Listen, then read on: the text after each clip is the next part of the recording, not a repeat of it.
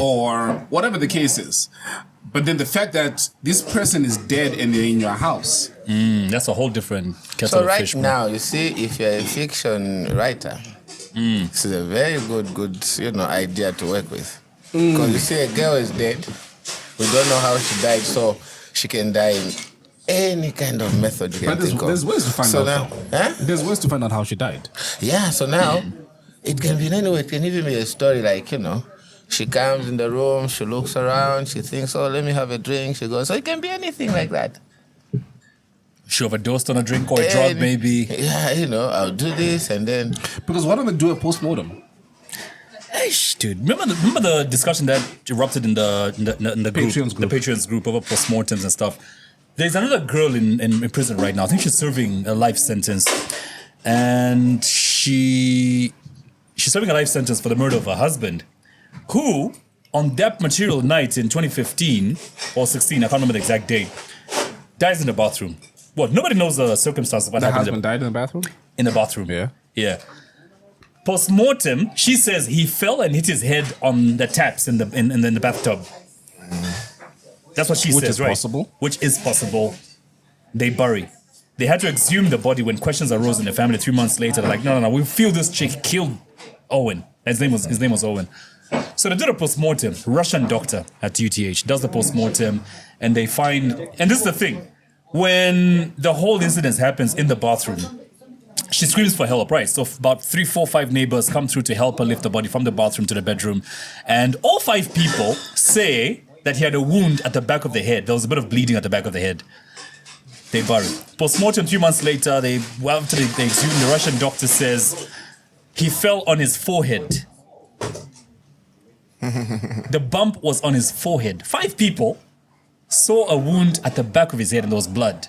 Russian doctor 3 months later says, no. No, but then again, I think here in Zambia, I don't think we are there yet, like doing proper forensics. Yeah. Because if you see like what we watch from the West, I don't think we have it here. Here in Zambia, you find like the way we are, some of us are even experts now. Like you don't contaminate the crime scene. Now here in Zambia, you think people care about that? Like already they were moving the body. They move the body before even the forensics team come, they take photos and... So apart from the bump that the doctor saw on the forehead, did he confirm that there was a bump too at the back of his head? Or there was nothing at the back of the head? The doctor did not see anything at the back of the head when he conducted his post-mortem, and they exhumed the body about 3 months later. Imagine that. So what he says is the bump on the fracture, call it fracture. Yeah, on the forehead. Is consistent with car accidents or being hit in the head with a heavy object. So he rules it's a murder. Blunt force trauma. Yeah, that's the exact word. So he rules it blunt force trauma. But the judge decides to follow what the 5 witnesses saw. Because the judge is at liberty to decide which of the 2, and it was a lady in this case, which of the 2 she's going to follow. So she decided to follow the 5 witnesses who saw the injury at the back of the head. But why not get a second opinion and not just the Russian doctor, but get a second and third but person then even the time that had lapsed, between the actual injury occurring and then when they were doing the postmortem, 3 months. I mean, if it was like just a wound on the, on the surface of, just on the skin, somewhere like that, I don't think you can find anything. You can find a fracture in the bone, okay? So what if he was hit in the front and then goes back and then hits his head somewhere? At the back. But then the hitting in the head there, that's what kills him. You know what I mean? Which is why, when you really think about the legal system in Africa, there are a lot of innocent people in prisons, bro. All because forensics weren't done properly. And not only that, money. And money as well. The biggest difference between being in jail and walking out is money. True. If you can afford a pretty good lawyer, that's it. You're sorted. Yeah, you're sorted. Because they just go there and trash all the evidence. And the opposite is true. Is you could be innocent, but if you get a shitty ass lawyer, like Simon. I'm putting this in the promo. Please put this in the promo, eh? Go. Oh, well, for those who, again, were born yesterday or new in the country, our guest today is one very interesting subject. Oh, thank you very much. We I said, did not think that you would think I'm an interesting subject. No, he is a very interesting subject. Our guests. Right, sorry. You are a host. Sorry. Two very different words, Elson. This is me fishing for compliments. You have not complimented me in a while. Your hair, bruh. Oh, thank you. You had to look very, very, very hard. I don't know if you noticed, but Elson has a very mature haircut now. No more mohawks. No, but No you more do look walk. smart. And he's got a mustache now, looking like a porn actor. And yeah. Can you do this to good as well?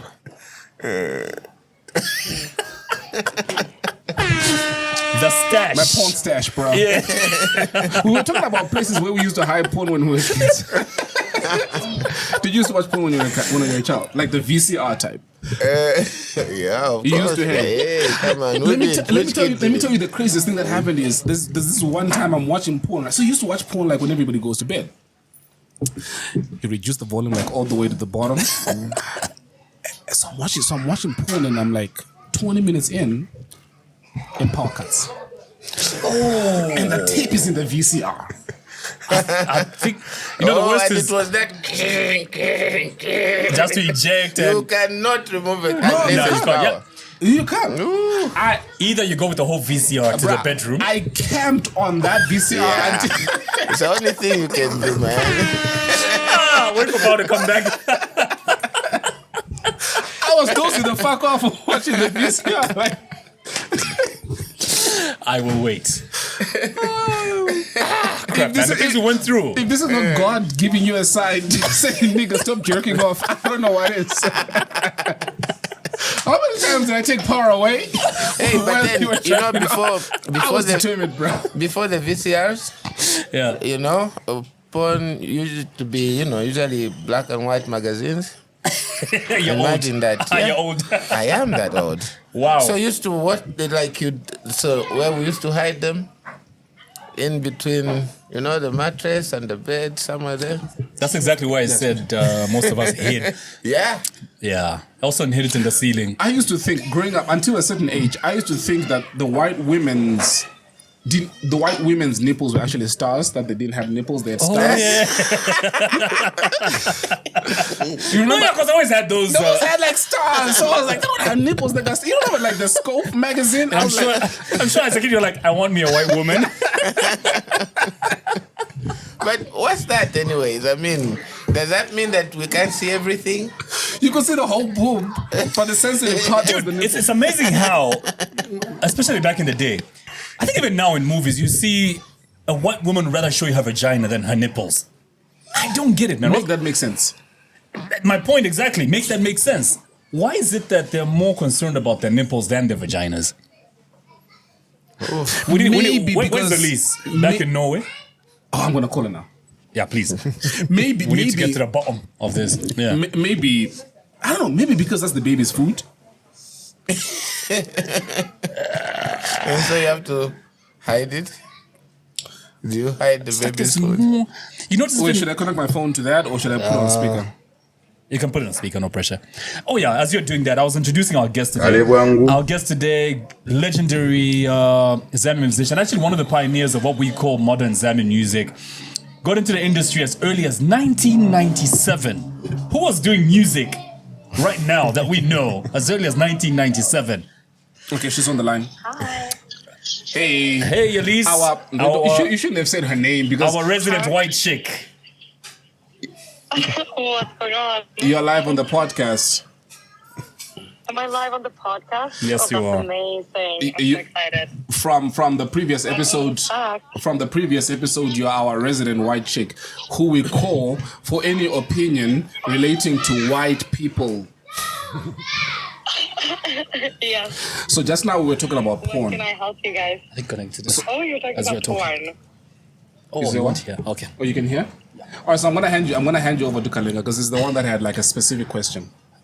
Elise. Oh, You need to stop saying her name. Our Can you resident. bleep out Can you her name? hold on for 2 seconds. Oh, okay. She told me to hold on for Okay, a few okay. seconds.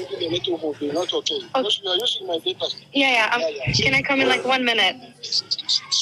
Okay. Okay, cool. Hey, podcast friends, can I call you back in 1 minute? I'm All right. going to move my Not a seat problem. Okay. forward. All right, then Better we'll- internet. Yeah, so you are making introductions I about was making Nasty a very powerful introduction of Nasty D. Got into the industry as early as 2007. And we're going to hear more about, if there's something I'm really interested in when it comes to your life. Yeah. Is the talk of cannabis, a.k.a. marijuana, a.k.a. Mary weed. Jane. Do you still smoke weed? What do you want this man to incriminate himself? Imagine.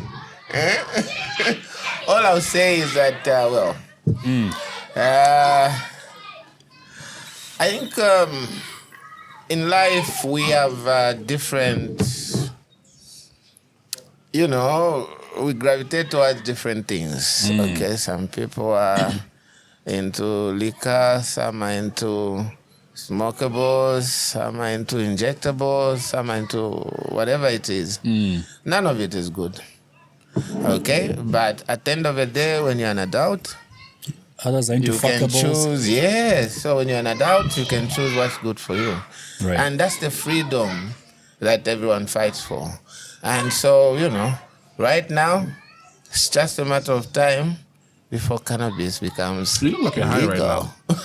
He looks like what? He looks like he's high right now. Well, that's because you don't know what my first group used to be called. We were the Ever High Dreads. EHD. Right. Yes. So one thing that I'll You tell formed though, that group when you were in Zimbabwe, right? Yes. I started when I was in Zimbabwe, but the rest of the team, we came and hooked up here. I was with some other dudes when I was in Zimbabwe.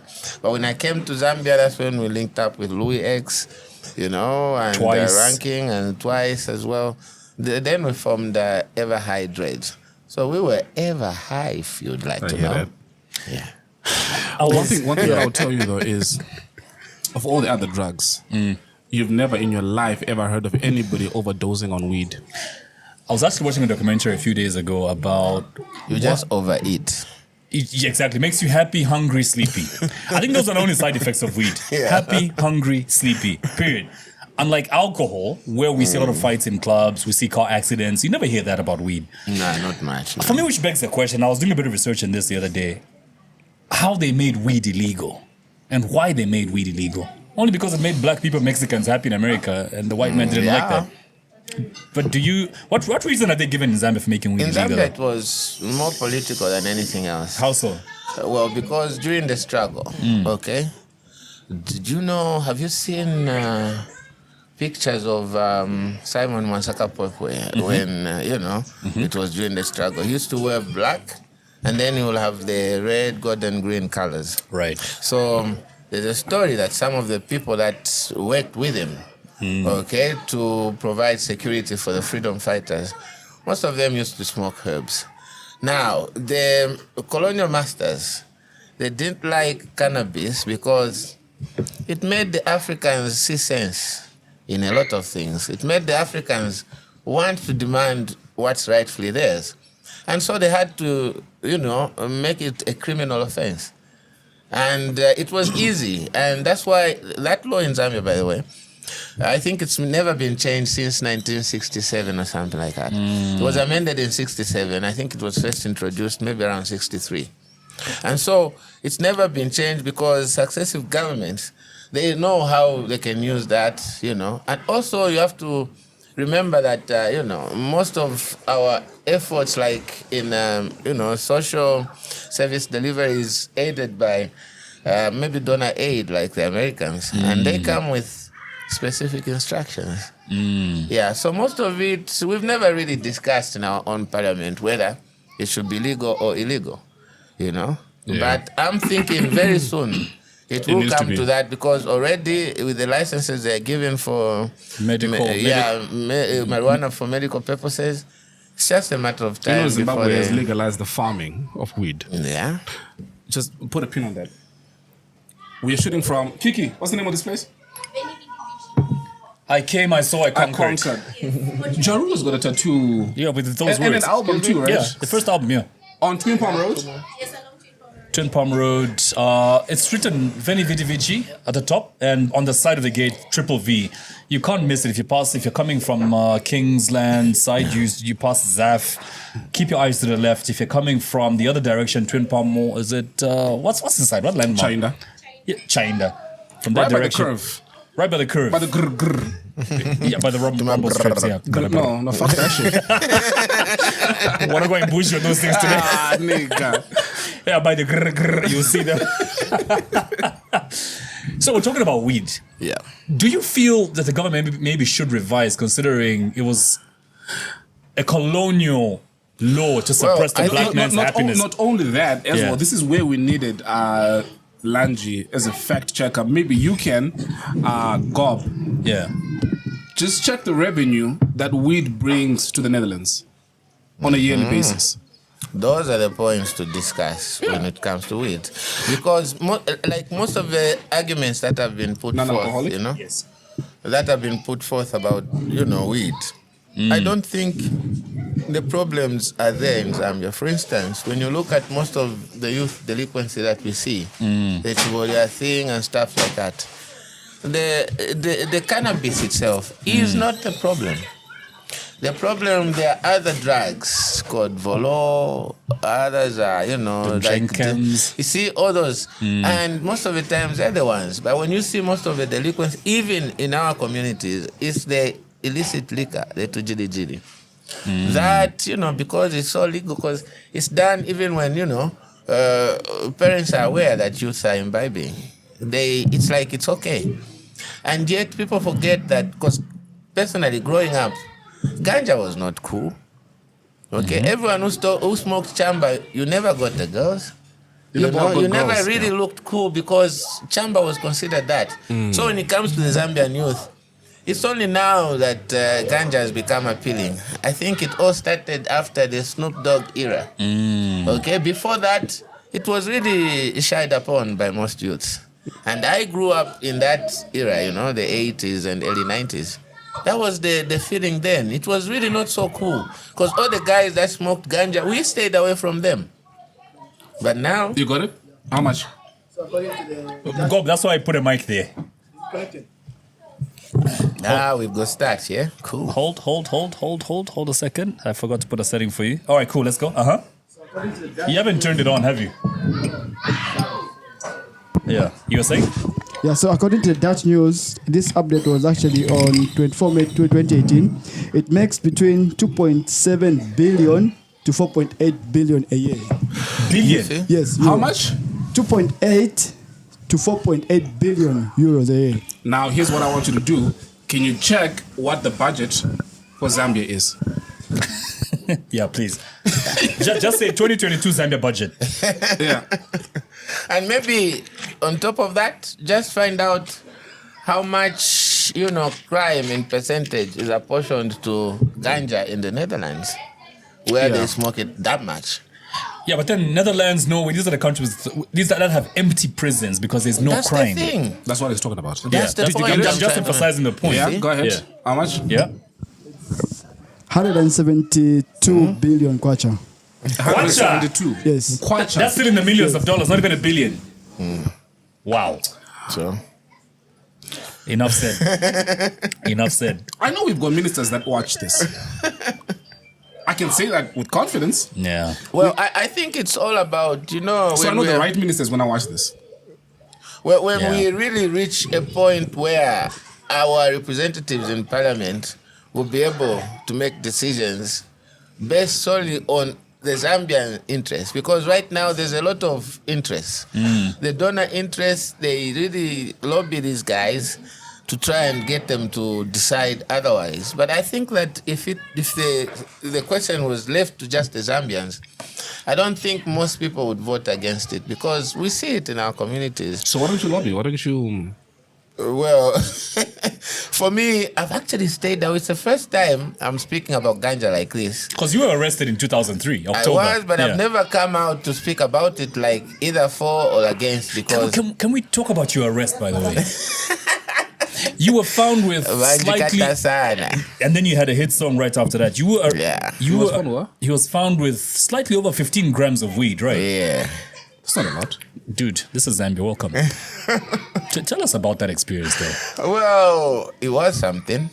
And this is how it all got started. So I was doing quite good in the music. And, being a social commentator, I had a lot of people like suggest subjects that I should talk about in my next songs, you know. And while I was doing a bit of that, I got approached by a gentleman who was a president of a political party, which had, it was looking to have a youthful following. Which party was this? That was the New Generation Party. It was actually led by Humphrey Silapwa. Humphrey Silapwa happens to be Danika's elder brother. Right. So he approached me, Humphrey, and asked me to join him in this political party. Now, I'd reached the point where I thought I'd had enough of trying to just comment on Zambian politics. I wanted to play my hand in it, you know, like have a go at it myself. So I thought, well, why not do it the right way? Join a political party and speak from there. But then I did not realize how emotional Zambian and African politics are. You know, when you try to speak against them, it's not just about debate, about, you know, bring ideas and stuff like that. Those that are in power, and most of the times, they'll be the ones to find ways and means, okay, to silence those that are opposing. And so it makes the environment not so comfortable. So for me, my arrest started from the time I joined the New Generation Party, because I think that's where everything was sparked from. So the first press conference we had when I was being introduced, I think it raised a lot of eyebrows, you know. So after that, I had someone call me from Radio Phoenix, and they wanted me to comment on the subject they were discussing on good governance and the youth. It was a program on Radio Phoenix then. So in the discussion, the lady asked me, so you are a youthful party, and in African politics, you need money to make things happen. So how do you expect to get into power when you have no resources? So my answer was simple, because I wasn't really, it was a no-brainer. I mean, look, if we don't have money, we just have to keep organizing, because these guys will die. Gob, is that your child?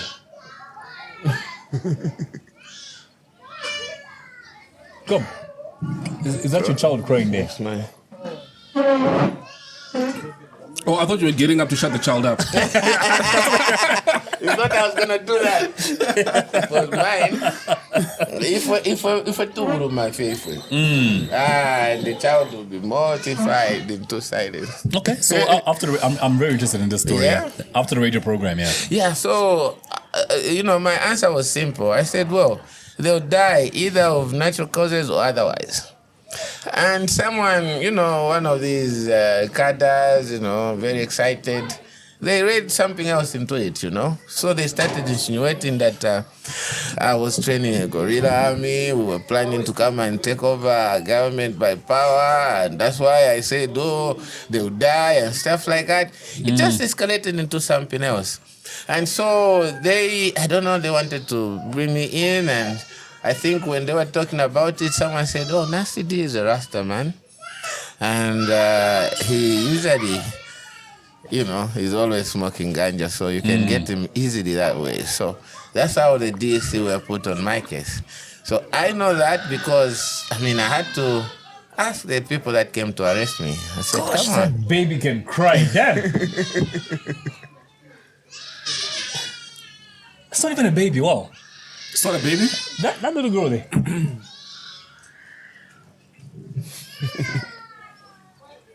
I think she wants to swim, but the mom doesn't want to. Hey, to what extent, like when you're in a restaurant or in a plane and then like there's an annoying crying baby and the parent is not shutting their baby up?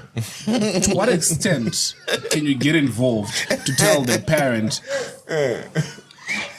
For me, this is just a lack of control in the parents, because my kids, you never see my kids throwing tantrums like that, ever. Yeah, I know. Never. No, that's true. I think especially... Spank them once and they know who's boss. I think here in Africa, that shouldn't happen. My kids. This is Africa, man. God, my kids. When they were young, they got spanked. So now they know who's boss. A glimpse at them, they know they shut the F up, you know what I mean? But anyway, so DC started following you? Yeah, so I was actually camped somewhere in Kabwe. Yeah.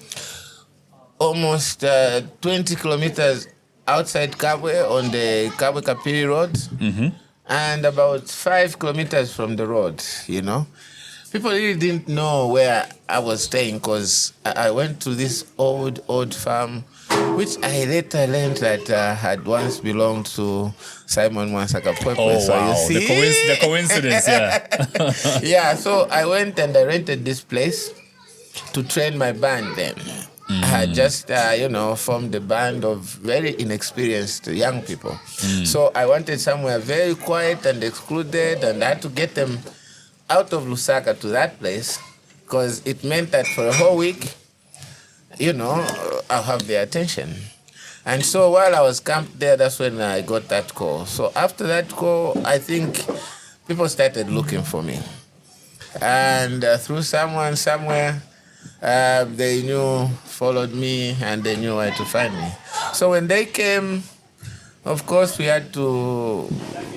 It was a mess, but then we agreed that, it was me they wanted, so they let the rest of the team go. Because they were ready to pick all the guys in the band, you see. And it's because we were, camped there and we were smoking, So they found, seeds everywhere in ashtrays, there was different varieties of ganja in people's different pockets here and there. So we just... And that's what happened. I stayed in remand prison for 21 days, by the way. And after that, of course, I pled guilty. And I was given a suspended sentence of 9 months. So, simply put, I walked. And that's because there was a lot of negative publicity. You see, because the idea was to tarnish my image. And so it wasn't really about the ganja, because the truth is they had been stopped several times. That's why after that I said, Vanjikata-san. That was the first time they were arresting me.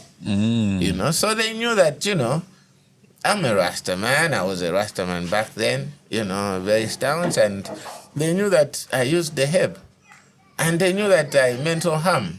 And the DC people, they know who their, problems are. It's the people that distribute these drugs.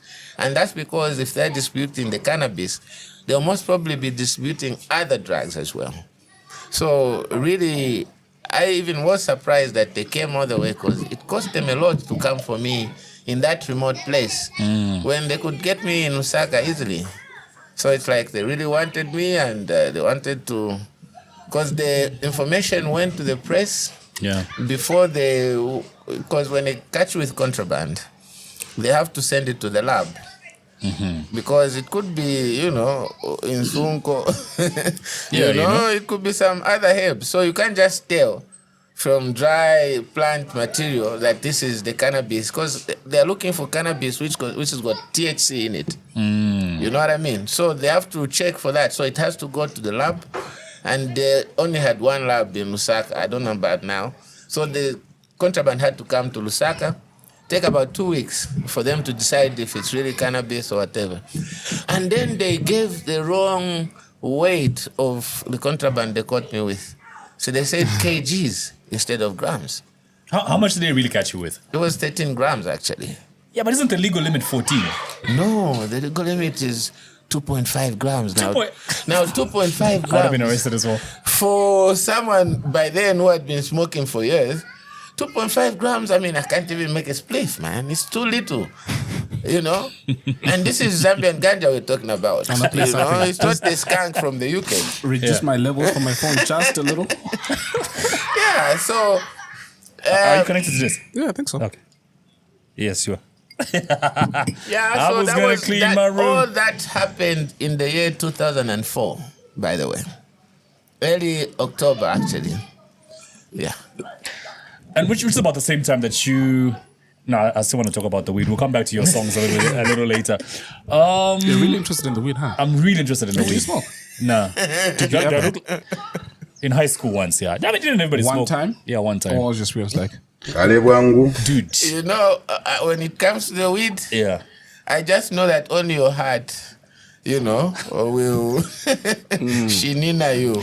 Otherwise, the truth is, the people smoke it, especially here. A lot of people smoke than, what is known out there. What was the experience like? I don't know why I felt like I was walking at an angle? An angle.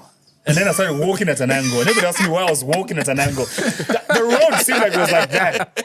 So I started walking like that the whole way from town. We were smoking in some bush far away from boarding school. And I was walking back like this the whole way. I don't know why. That's the experience I had. And then I was happy, then I was hungry. Well, that's the And you know what's crazy is some weed that is being sold is being laced with like some other shit. LSD. Yeah, well, there was that story like in Chivolia. There was a time they used to lace it with, what they call amatani, which is like a psychotic drug. Oh, God. Okay, which they will dissolve in water and then just sprinkle the water on the ganja so that when it dries, it sticks to the ganja. So when you smoke a ganja, you think it's, really good herb, but the high is different. And then that's the high now that got a lot of them addicted to that drug now. So after that, the ordinary ganja couldn't do for them. And so that's the thing with these other drugs. Okay? I don't want to sound like an expert on these illicit drugs. Don't you sound like one? Too late for that, It makes me look suspicious. You have said on many of your songs that you are a Rasta man. Are you like Rastafarian religious by religion and?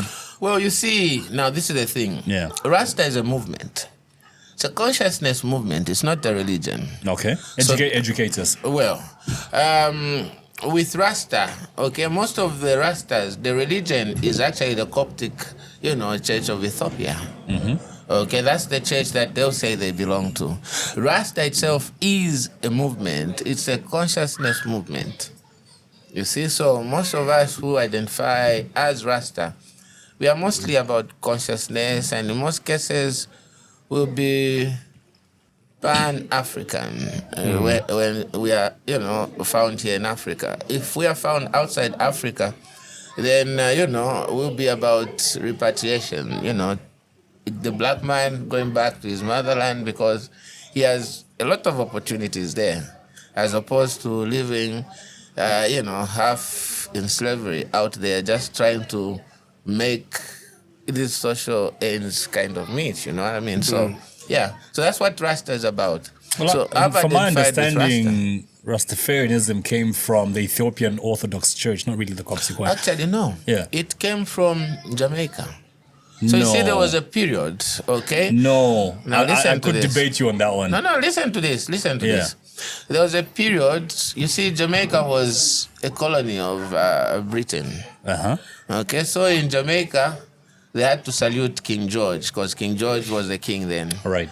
So now the blacks there, they felt like, they were living like third grade citizens in a land where they should be the main citizens because there was, a difference between the white settlers and the blacks there. So they started to, of course, resist as it happens usually when it's like that. Oppression breeds a lot of resistance. So that resistance, it gave birth to, you see, by that time, those Africans in the Caribbean, mind you, there was no, the way the global village works now. It used to take months for news to travel from one continent to the other because it had to go by ship. And that was before there was telegrams and stuff like that. Right. So because of that, the Africans in the diaspora, they had no idea that in Africa, there were people that had this kingly culture about them, and these were Ethiopians who were never colonized, and so they were never born into slavery because to them, the Caribbeans out there, they were made to believe that as blacks, they were born to be slaves.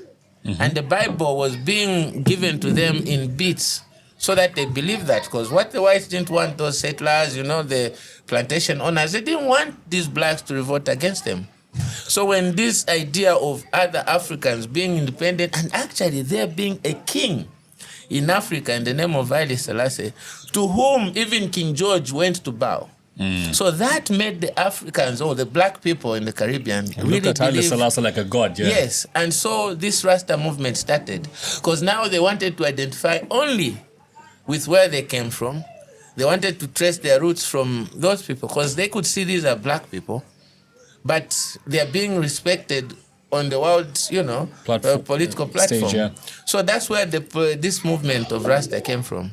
And that's why when Haile Selassie visited, Jamaica, I think it was in 1962, Yeah, around he that time, actually, they wanted to receive him as the king of kings. Yeah, the whole country went to the airport. I remember that Yes, much. because he was considered the Messiah. That was what shit. was explained. The power of pussy, bruh. You know what happened at the airport when Haile Selassie landed? Tell me. And this is before Bob Marley even converted to being a Rastafarian, right? So Haile Selassie lands, there's hundreds of thousands of people at the airport waiting for him, and because everybody believed he was some god that came to save the African race, the black race, people were just in awe. So he lands, and as he's waving at the people, Rita, before she marries Bob Marley, so Haile Selassie is waving at the crowd, right? Apparently, she saw like marks, which were like the same marks that Jesus had. And she saw those on him.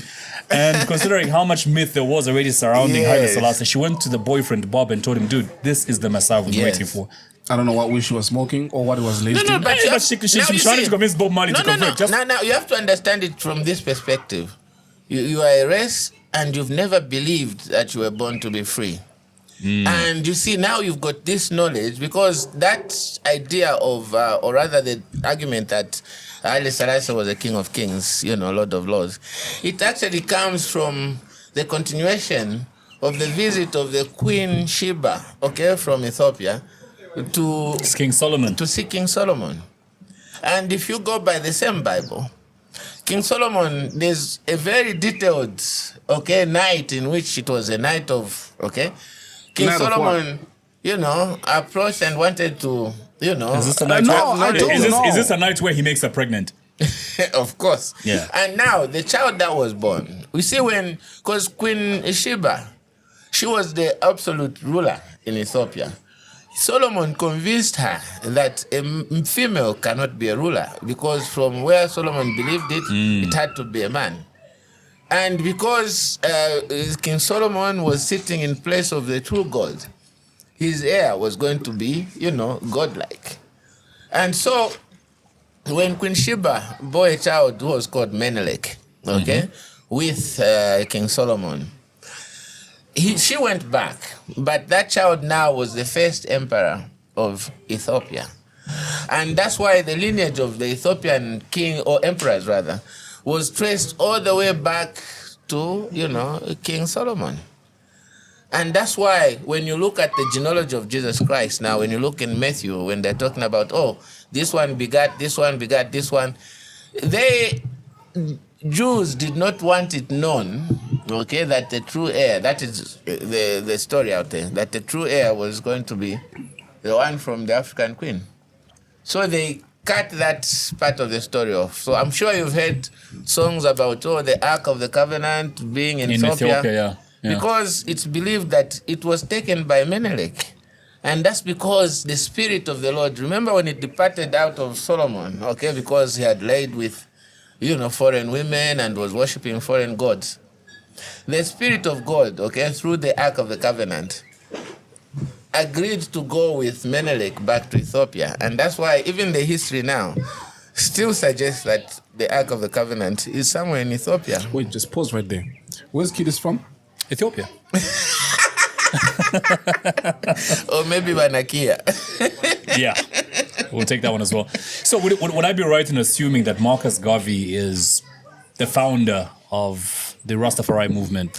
Well, Marcus Garvey is considered to be the first prophet. Because he prophesied Haile Selassie coming to Jamaica, right? Well, yes, but also, you see, Marcus Garvey was one of the enlightened, Caribbean black people then. Yeah. So he had a lot of world knowledge, which he wanted to bring to the black people so that they can realize that, they were not born into slavery. And you must remember that slavery was a big thing by that time.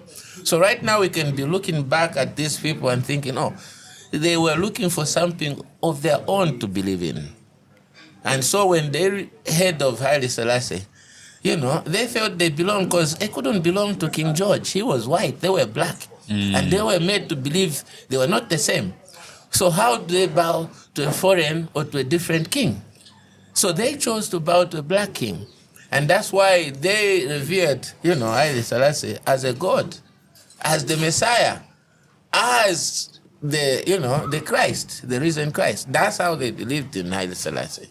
And that's what most Rastas still believe in now. We're going to put our audience to sleep, Shem. Worry not. Dude, I was looking at the recent points. Oh, crap. One other thing we haven't spoken about that happened this week, Jimmy K. I got something for you. You saw the Jimmy K issue, Pastor Jimmy K earlier this week, the beating? No. Eish, man.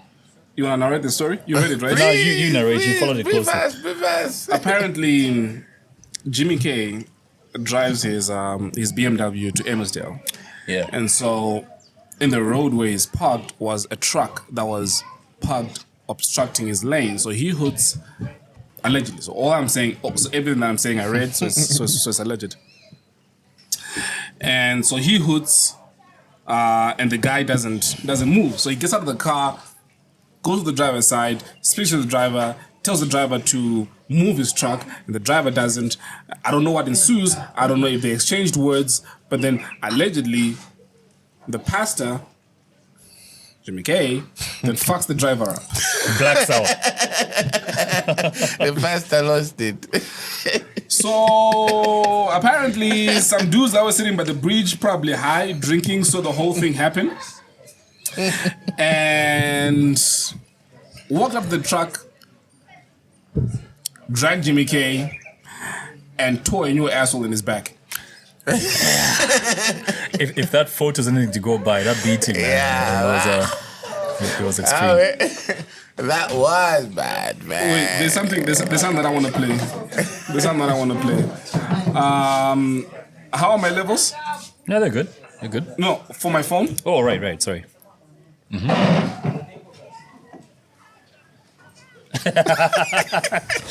Friday. You got knocked the fuck out. Yeah. Why would people do this to a pastor though? Are people not scared of hell?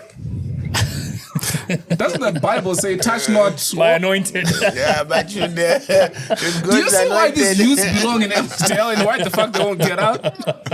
But again, I think, God's anointed also, they shouldn't lose their temper to a point where they fuck someone up. Well, Jesus destroyed a couple of people. Jesus whipped in the church, so. Yeah. You know this, right? I do, but these guys are not Jesus, man. They can get clobbered, you know. Oh, Jesus set the pace. He left us with examples of how to handle things, I guess. Well, when you are an African pastor, Yeah. you try to do what Jesus did, you get what Jimmy K got. What do you think of Jimmy K?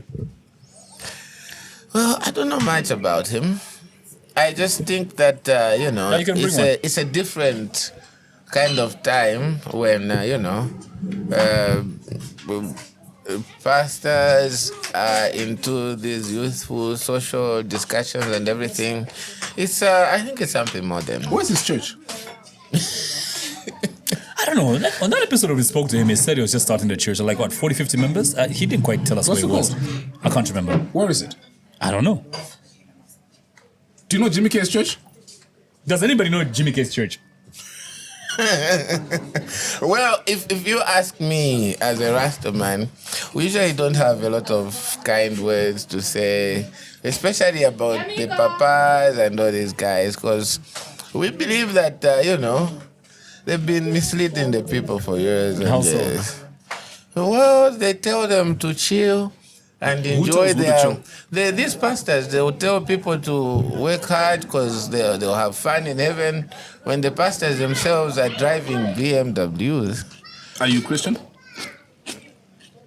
He's a Rasta I was man. raised as a Christian, but now I'm just a human being trying to navigate my path. So are Christians not human beings?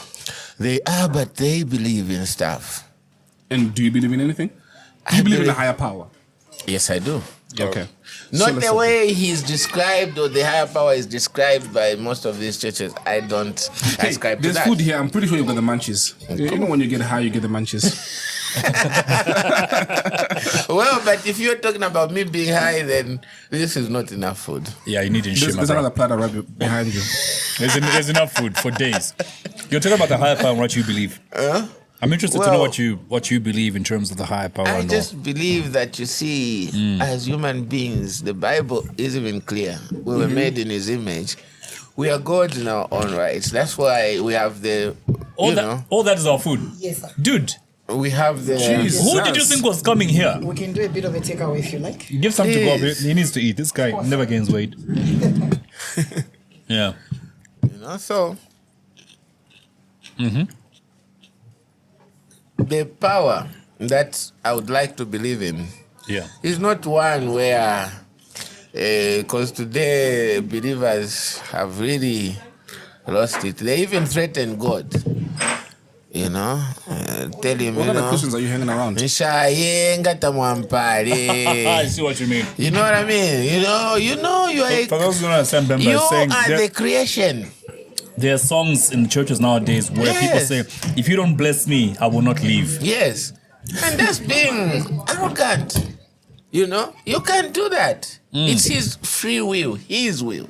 So if you even believe your own Bible, most of these guys have gotten it wrong.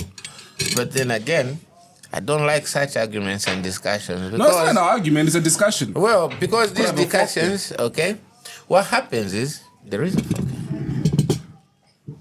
And the knife if you want. Nah, I'm good. So what happens is, Give me a fork. they get so emotional, they don't want to be objective in their arguments.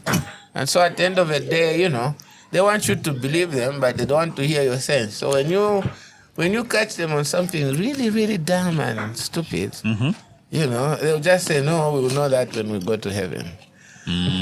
Now, look, I was born curious, There's a girl that I know. If you don't explain it to me, then you don't know shit. That's all. There's a girl that I know, biggest ass you've ever met.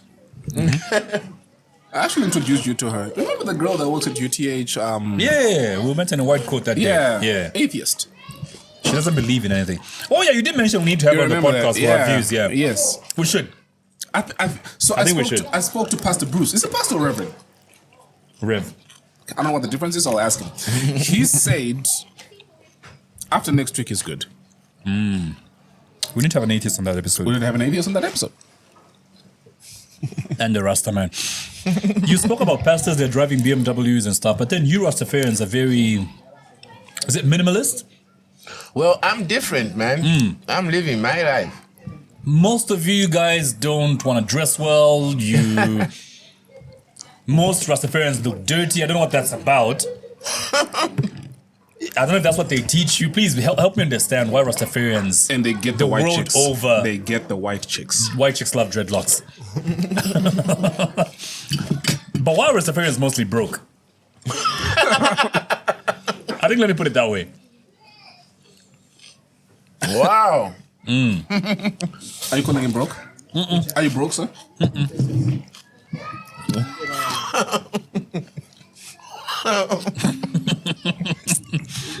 The weed at work. Yeah, it's working.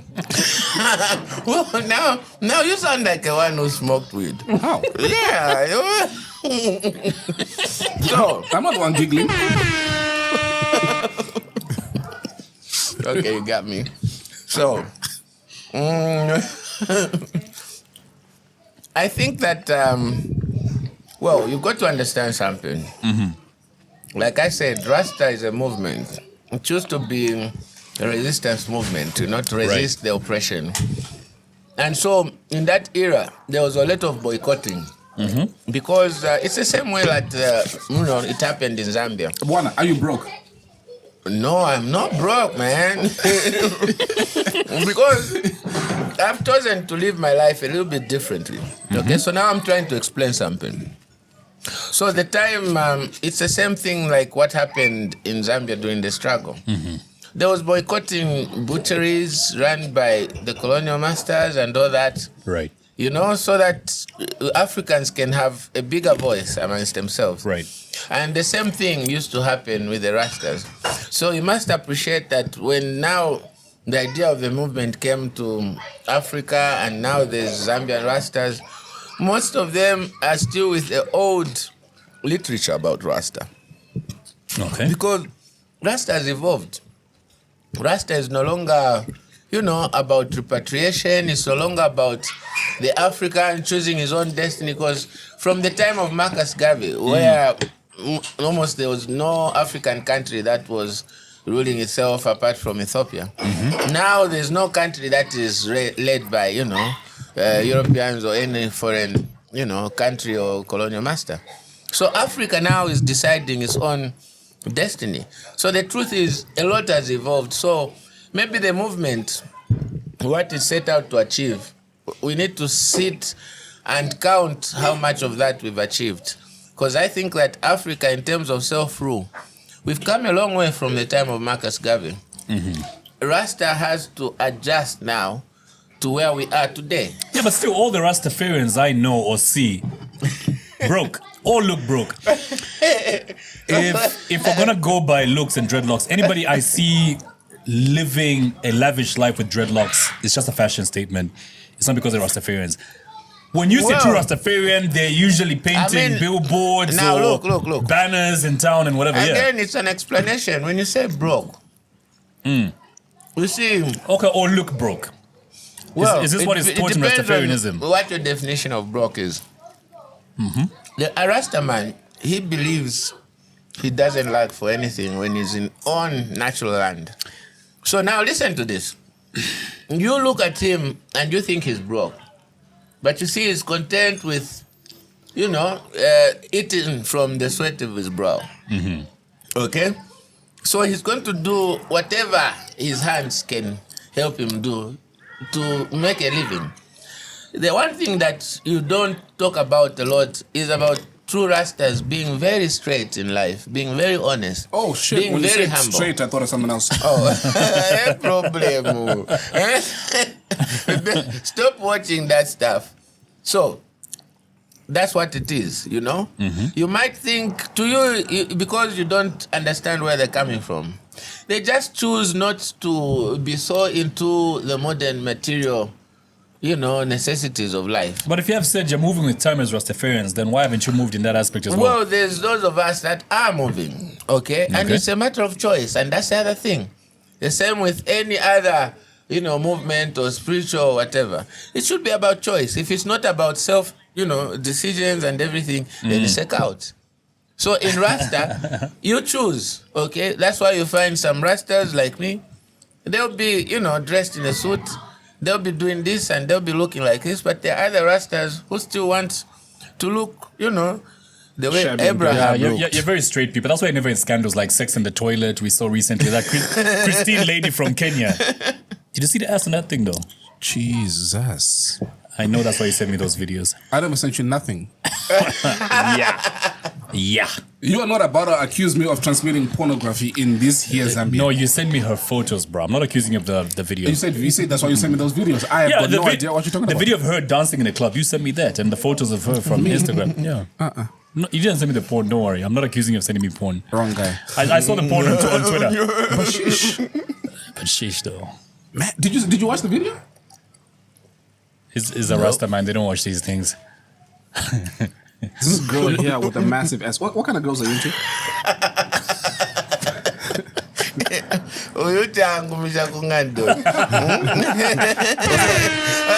Says you get his ass whooped at home. Yeah, man. Because I've been married for 20-something years. Are you married right now?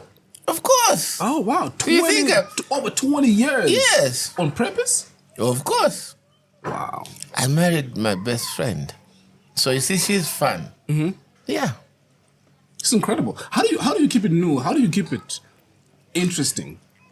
Well, I'm always proposing to her every night. Like a new boyfriend. Every day I see her, different. Yeah. Change babes laka. So every day should be like that. Thank you. Sorry, there you go. Sorry for being a distraction. Yeah, but I mean, I'm sure that Christine chick had a very boring sex life and she tried to spice things up in a toilet. It's quite adventurous, I'll give her that. No, I don't. It's nice to spice things up, even in the toilet, bro. I mean. Oh, but don't you think it was the guy's decision to do that? she agreed a lot to of it. the So time- there's consent on both ends. No, I so- hear you, but a lot yeah. of the time, when that shit happens, it's normally the guy that says, "Nah, let's go." And that's the bang it out." thing. That's the thing. There's two people in there, and only she's trending. Did you watch the It's whole so video? Did you unfair watch the for whole girls, video? eh? Did No, you watch but the the whole thing video? is, first of Did you all- notice almost at the end of the video, there's like a glass on top of the other door? Yeah. Did you notice niggas like jumping up to No. watch? I didn't watch the- Watch the video again. There's like two niggas trying to watch. No, but the time though. That's in a club, right? And the guy has the time to take all his of clothes off. including shoes, socks, everything off. This You're guy's in in a a public club. place, bah, And bruh. he's butt-ass naked. Like the day he Everything. came into this world. Everything. Well, I'm sure he believes in freedom like the Rasta man.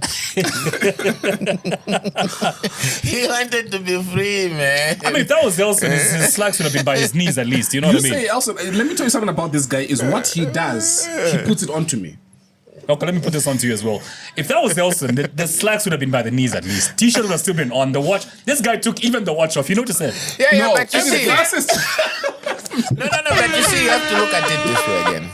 Okay, it Yeah. could be that he knew that there'll be no one coming to ask, who Doesn't she's matter though, with bro. in there. It doesn't matter though, bro. No, but the thing is, if it's a commercial prostitute, No, okay, she's they a serious don't- influencer. Serious influencer. She Yeah, is. that doesn't mean that She doesn't can't be a prostitute. Yeah, So it could have been, and that's why it ended up in the bathroom, because it was about the transaction. No, I at don't think the so. time. I don't think so. But if I feel like it's I just people. don't think they were that horny. If they had I a think they place were. to go back to, The major lesson we're going to learn from here is, guys, if it's a public place, make it a quickie.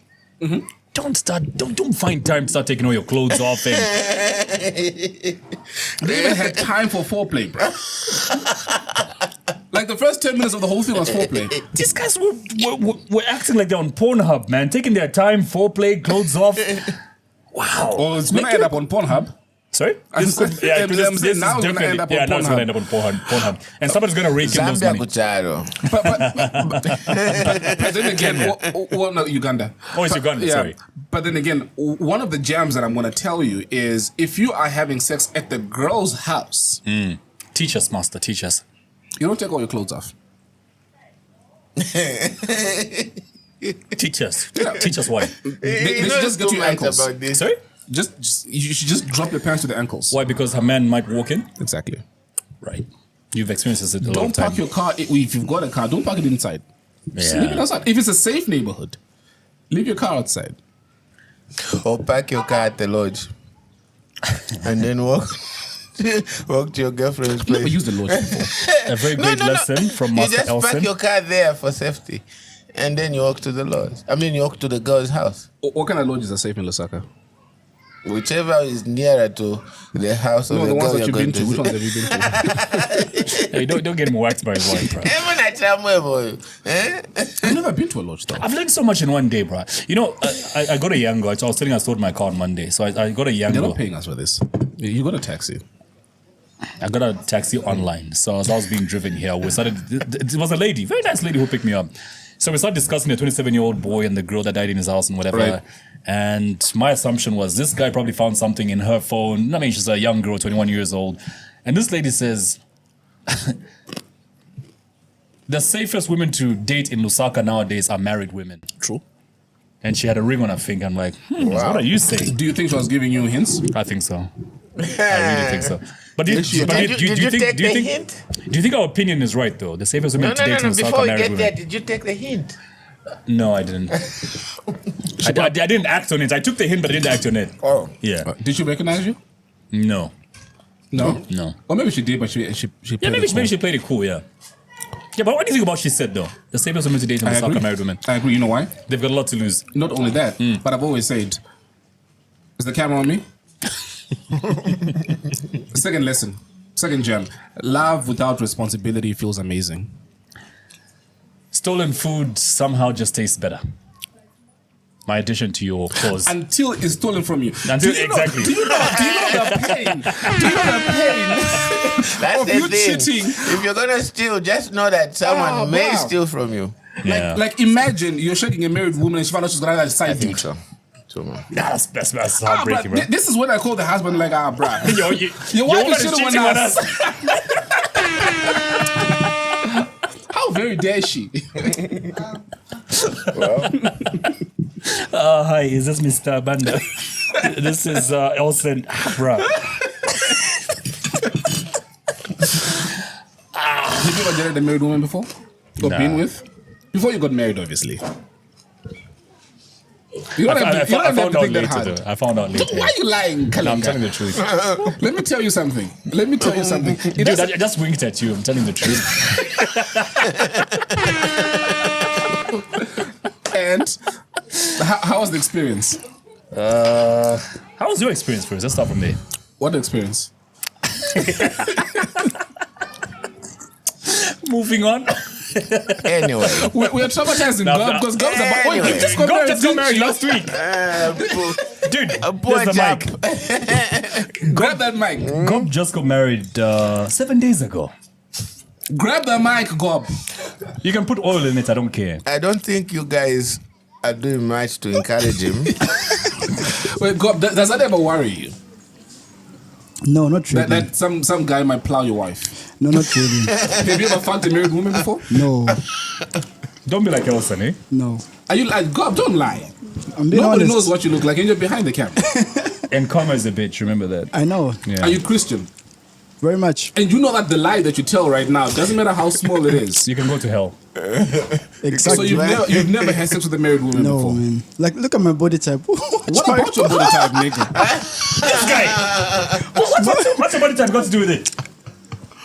Why you pop a small body, big engine? Yeah. So you've never been with a married woman before? No. Okay. So it doesn't worry you that your wife might be with somebody else? No, I've got confidence in her. This is why Elson is so scared of marriage, man. That's not why I'm scared of marriage. And I'm not scared of marriage. The karma that would fall on him. Let me tell you right now, the karma that will fuck me up is doing its push-ups right now.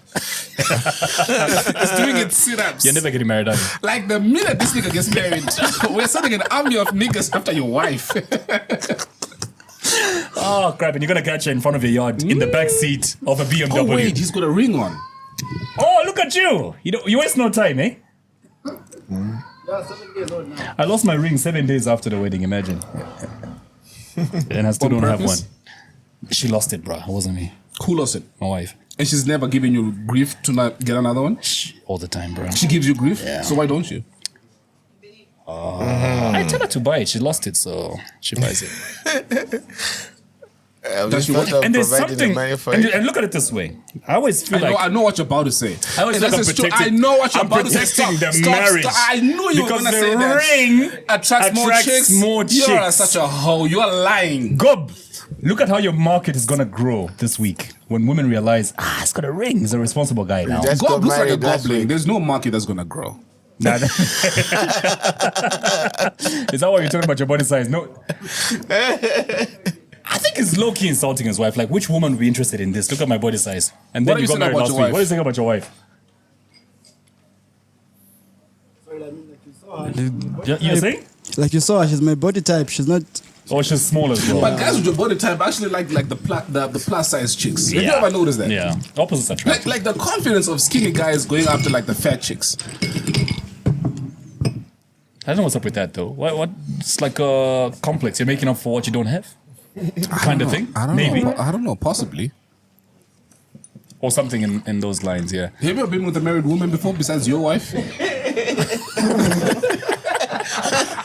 Don't worry about it. You can't get me in trouble, I mean like man. 26 years ago. No, That's what I even meant. if I did, I wouldn't say. Anyway, does he know how? Come on, Dude, It Nasty will start D like, doesn't want to sleep in the doghouse. Now, listen how it will start, eh? Yeah, tell me. Yeah, no. How was your day? I was like, oh, my day was good. Okay. Oh, what were you up to? No, I was doing a podcast with these guys. Yeah, I watched it. Oh, okay. Yeah. So, what was that you said about Nishazanda? Wamona. Nishazanda. So, Women, bro. comment reserved. That's wisdom. Let me teach you something.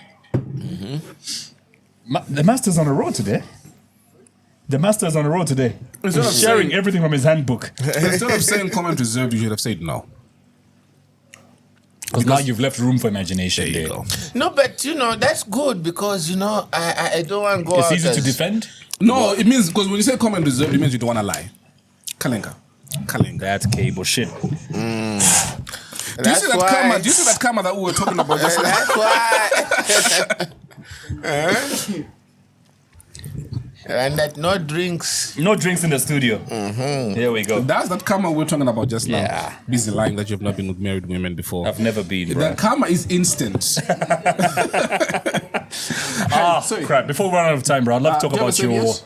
your musical history. Let me see it. In 1997, you give us a song that is a first song you give in the public and it becomes an instant hit. That's a year after Tupac died. 97, yeah? Yes. Yeah. Oh man, you miss him too? Every day. The Rastafarians Because we've got Tupac too. bubblegum ass rappers right now. Kiki, So your hit song in 97 was Good Milile. Yes. For those who don't understand Bemba, that means eating well. She is soft life, so Yeah. that's good. Maybe. What kind of eating are we talking about here? Yeah. So now we are talking about Mateveto kind of eating. Which what's your friend's name that we heard he chowed 6 of them? Chameleon. Chameleon. Bye bye. Nigga chowed 6. Nigga, every time that he was hungry, he proposed to her. Niggas, you're hungry. Wait. Babe, tell your parents.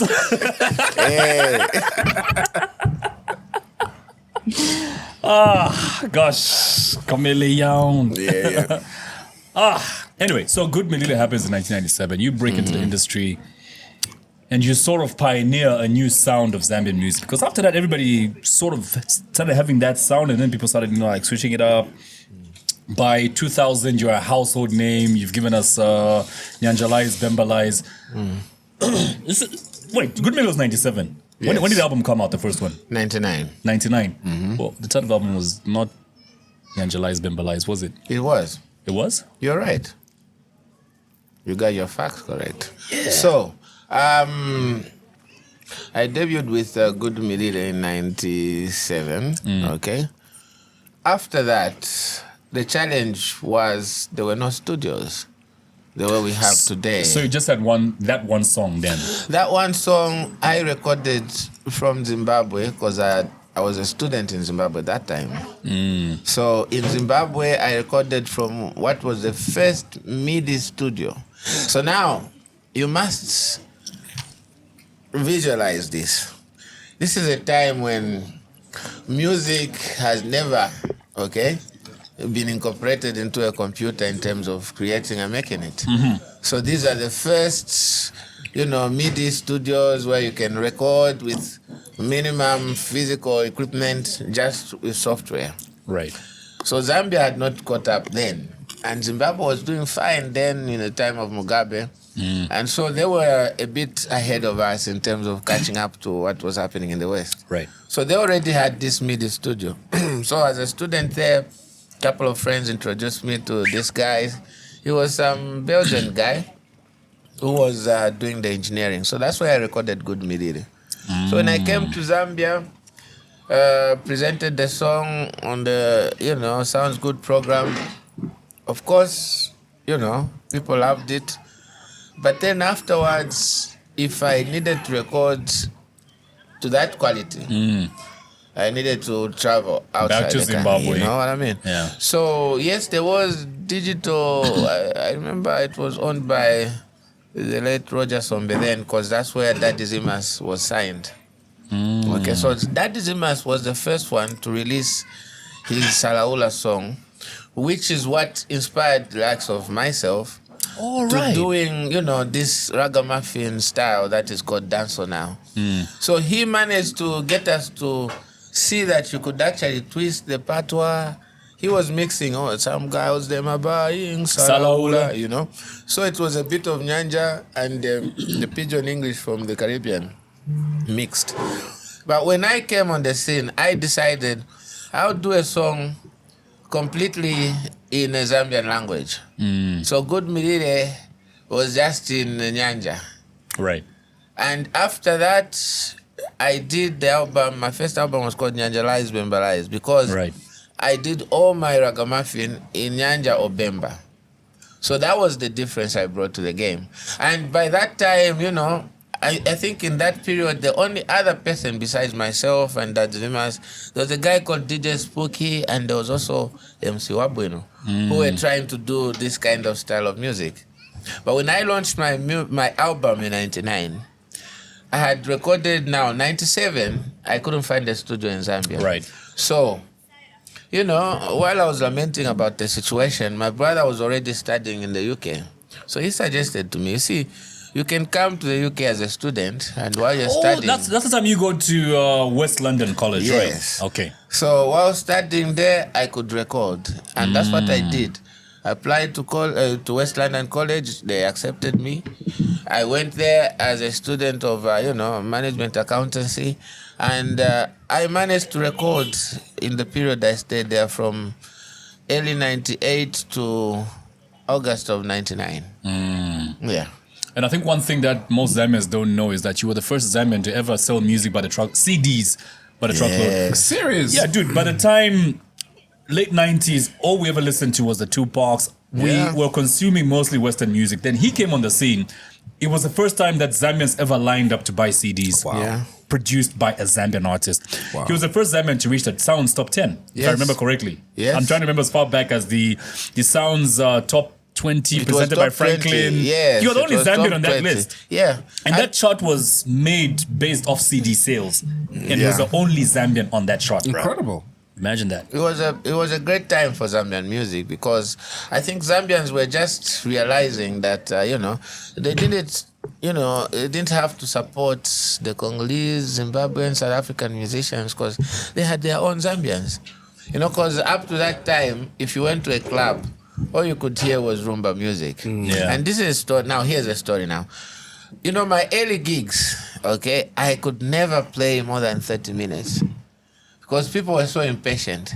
So they would let me play my 2-3 hits trending at that time. And after that, they'll politely tell me, okay, number mapuish again, tumfwe korumba tushani. You see? Yeah. So, and that's the reality of what the times were like, you know.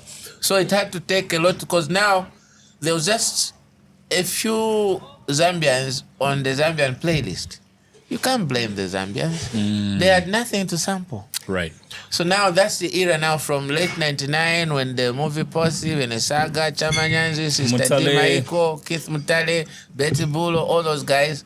And then there was myself and others that were coming out, you know, away from, movie Posse and the movie studio. So we brought in whatever we had. And by 2001, playlists had changed. You know, you could play Zambian music for an hour and you had hits and people were enjoying. So that was, the change that, was brought from the time that Zimas and, the guys then started pushing things that way. So I just came along the way and, sometimes you just happen to trod on a path when everything and all the stars are lining up. And I think that was my... Speaking of lining up, in 2004, you then had Song of the Year, Aitaya. That was 2004. It was in 2002. Sorry, yeah. Yes. Aitaya. And... that song, you couldn't get on a bus, a taxi, you couldn't pass by a tavern. Dude, you see, I didn't know... The way... I'll give examples of maybe... Mendoza in South Africa then was trending early 2000s. Right. That was Zimbabwe, Oliver Mtukudzi, every pub, every tavern would be playing Oliver Mtukudzi. We had Nasty D in Zambia. Don't disrespect Oliver Mtukudzi like that. No, Oliver's another... Come on, not disrespect, man. No. It's an example. I'm not disrespecting. And It's I an have example a of lot the of way... respect for... All I'm saying is... All I'm saying is you couldn't go anywhere without sharing his music. Right. I know Oliver is global, and this bro. is the thing now. And this is where, I get sensitive when people talk about Oliver. He actually inspired me. See, the period I was in in Zimbabwe, I used to stay in a place called Emersdale. Or is it? No. Avondale, sorry, in Zimbabwe, in Harare.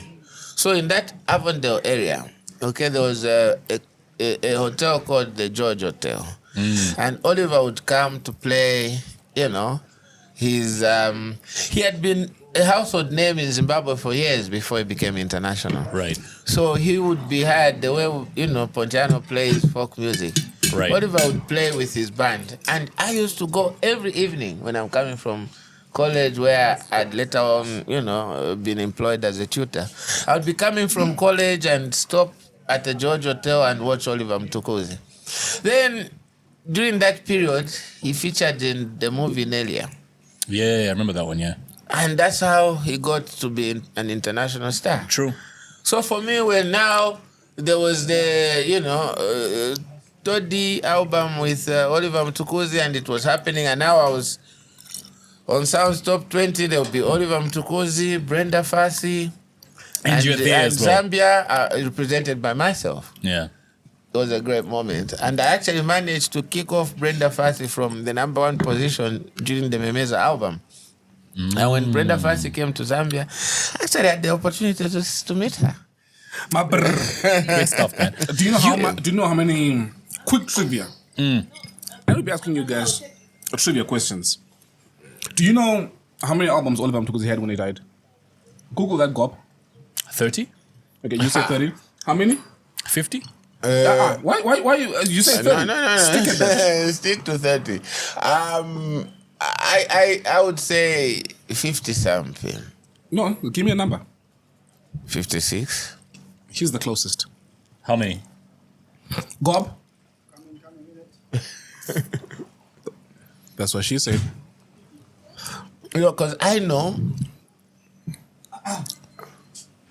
Yeah. So he had 7 albums. 67! That's why I said don't disrespect that nigga like Yeah. Yeah. And because the time I was a student in Harare, he already had like, you know, 40, 50 something albums. That man had too much content, eh? 67 albums. Yeah, but How you old see, was he when he died? Can you just also Google that? now you see, you're talking about a career that spanned from the 70s. Right, yeah. An album for every year of his life. He had more albums than he was alive. Yeah. He died at 66 with 67 albums. Wow. That's something, man. How incredible is that? That's something, man. That's really something. I have 10 published albums. So 10. Wow. Meaning I've got over 100 songs published out there. Wow. I can imagine how much weed you smoked, man. I mean, like to create like over. You see, I don't know if you've heard about that. You know, there's something they say here in Zambia that when you're smoking weed, You become like, creative? No. Away from that, like one pull, you know, like It's 1 5 years. puff. One stays in your puff system will for take 5 years, 10 years, you know, to be clear of that one pull, one puff. Well, one puff.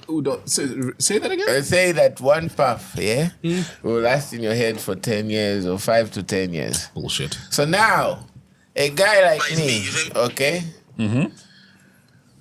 I would leave, okay, for well over that without getting. Even if I stopped now, I would still live for over 1,000 years with still some ganja in my head. Do you feel like you function normally if you don't smoke?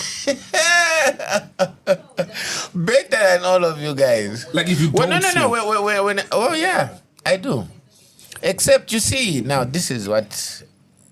I don't want to sound like an expert at smoking ganja. Bro, it's too late. This entire episode was you tutoring us on how to, except on how to roll the blunt. So, this is what I experienced when I was doing it. So now you see, when you smoke, it just enhances whatever it is you're thinking about. So when you're thinking about, negative thoughts, you find yourself getting excited by negativity. Yeah. When you're thinking positive thoughts, you're going to be very positive. So when you're thinking creative thoughts, you're going to be very creative. So it's all about you realizing, just like alcohol.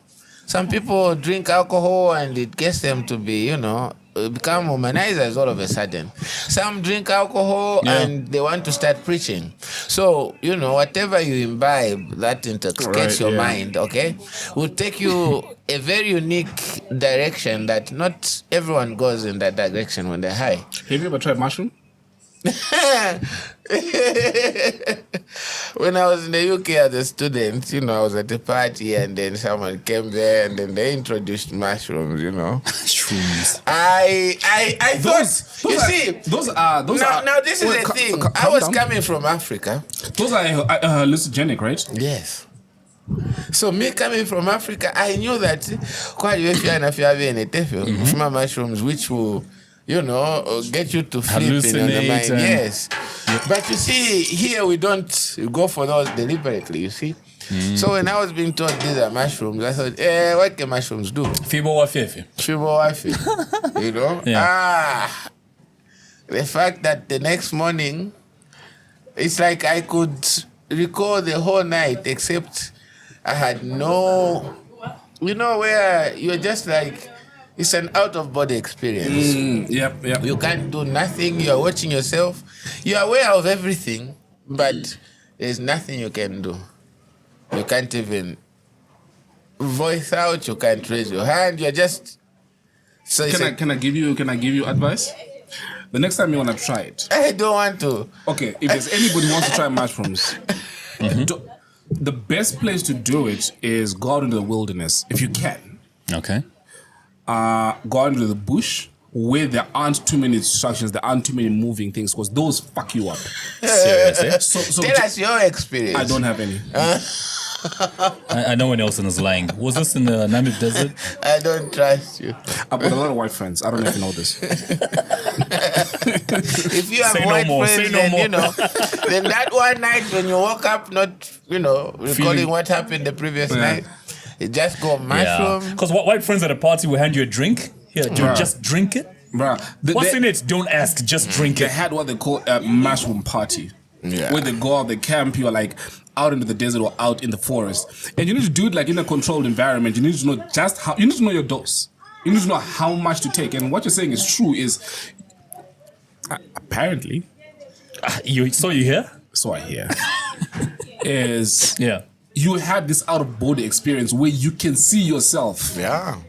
And like the Ekan you car. have got the clearest mind ever. Like your Let me thoughts share are something so with clear. you. Let me share something with you. Back in the day, I think I was about February of 1998. 97, sorry. So it was me, Twice, Louis X. There was a guy called Owati. There was another guy, back in Quito now. That's us starting out. We were already the ever high. Can you take notes of those names? So, we were already ever high grades, okay? So, whenever we met, it was about, okay, who's got the hard shit, So, Twice had this stuff that he had come with from Florida, where he was, in college somewhere, in school. And then, we did it, and what happened was, I remember laughing for close to 30 minutes. Now, this is a kind of laughter where, at some point, I felt all the energy drain out of me. I couldn't just hold any muscle. I just literally collapsed like that. Because, Excess laughing. It was too much. And, now the problem was how to stop this laughter.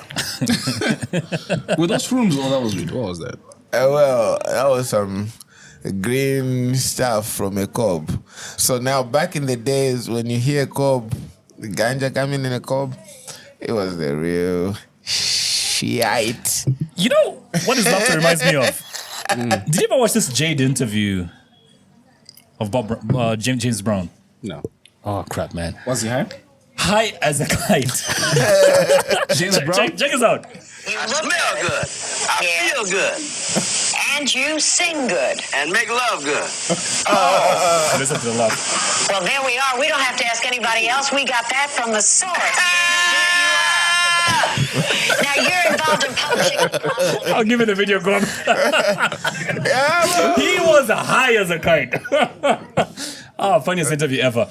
You had so many hit songs in the early 2000s, did so many concerts, you made so much money. How are you making your money now? What are you doing for a living? You've been so absent from the limelight. I got this little hustle where, about 10 or so years ago, okay, I decided, it was getting to be a bit difficult for me to set up my tours where I used to earn a lot of my money from. So it used to be tours or when I release an album from the sales. So now, early 2000s, that's when the sales started dwindling, and so it was getting a bit difficult to balance up and all that. So I thought, let me get into something that can sustain me. And so I started this business of mine. So I've got a place where, it's a venue for outdoor events. I also host like artists there, somewhere in Chilanga. Right. Besides that, I am also the executive chef there because I enjoy cooking. So, do you ever feed your clients some food laced with a little some? Well, I never cooked for Rastas yet. So maybe when I cook for Rastas, maybe, but, I do it decent, So, apart from that, over time, we managed to set up a little property here, there, so we get a little something from there.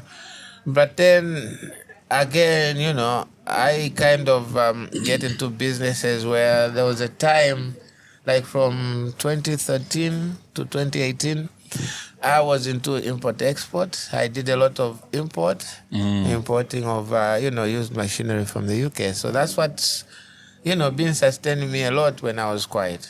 Right. Okay, so right now, of course, the little business where I stay and stuff like that. I'm Rasta. I never really want for much, I never get that, though. Like, if you could make your life comfortable and... Where's your ambition, man? Yeah, that's my point. Like, if you could make your life comfortable... Well, I mean, look, with the point is... The nice comforts of this life that this life could offer. When you talk of comfort, it's relative to your understanding. Okay, some people might think, owning a BMW 5, yes. When I was a kid, that was my dream, man. Come on, don't question. So owning that, big ride and that's life, owning a big house and everything, but not for everyone. There's some people who are content with just being able to survive every day without knocking on the neighbor's door. Yeah, and they'll be all right. So it's not about, having the iPhone 15 Gold or whatever it is. It's not about that. We see what you did there. Yeah, so it's never about that. It's about what you are comfortable with. And sometimes, this happens with a lot of people, in retirement. Some are just happy doing their little gardening there, eating from, the work of their hands. And they never need too much because now they're a bit tired and they stay at home a lot and all they need is a little bit this and a little bit that. So when you grow older, you don't need too much. It's when you're younger that, you need a lot of money to get by. Yeah. All right.